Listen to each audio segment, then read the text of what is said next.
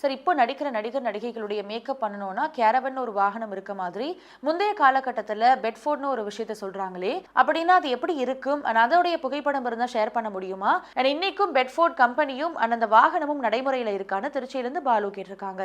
இப்போது உள்ளதைப் போல கேரவன் வசதிகள் எல்லாம் ஒரு 30-40 வருடங்களுக்கு முன்னால் கிடையாது. இந்த பெட்ஃபோர்ட் வேன் அப்படின்றது இருக்க எது செட்டு சாமான்கள் எல்லாம் ஏற்றி செல்வதற்காக பயன்படுத்தக்கூடிய ஒரு வண்டி, அவ்வளவுதான். அதில் எந்த வசதியும் இருக்காது. நடிகைகள் உடை மாற்றிக்கொள்ளணுன்னா வேறு வழி இல்லை இல்லையா? அதனால் அந்த வேனுக்குள்ளே உடை மாற்றிக்கொண்டு கீழே இறங்குவாங்க, அவ்வளவுதான். சார் எம்புரான் திரைப்படத்தினுடைய வெளியீட்டை கவனிச்சிங்களா? ப்ராப்பர் ப்ரமோஷனோட நிறைய திரையரங்குகளில் திட்டமிட்டபடி கிராண்டாக ரிலீஸ் பண்ணியிருக்காங்க.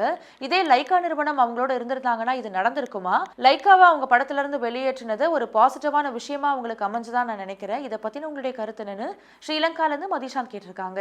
ஒரு சில பிரச்சனைகள் காரணமாக லைக்கா புரொடக்ஷன் சமீபத்திலே வெளியிட்ட சில திரைப்பட வெளியீடுகள் சரியாக அமையலை. அதற்காக இந்த அளவுக்கு கடுமையான விமர்சனத்தை லைக்கா புரொடக்ஷன்ஸ் நிறுவனத்தின் மீது நீங்கள் வைத்திருக்க வேண்டாம் என்பது தான் என்னுடைய எண்ணம்.